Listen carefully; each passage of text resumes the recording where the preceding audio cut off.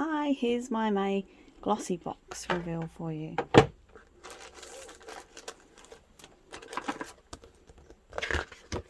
So we've got our product card, put that away so I don't spoil it.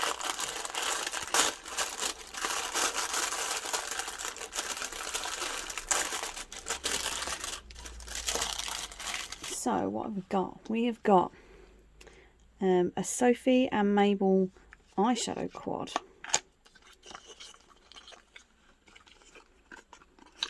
Oh, this is cute. Some nice little pinky purple hues, they're cute. I like that, travel size.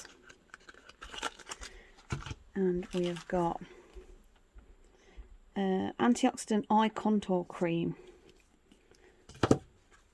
some mineral body lotion,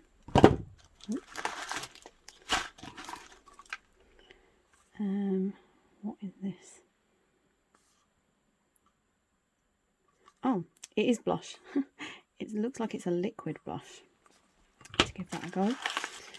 And some hydrating Dead Sea bath salt. So this is the May box.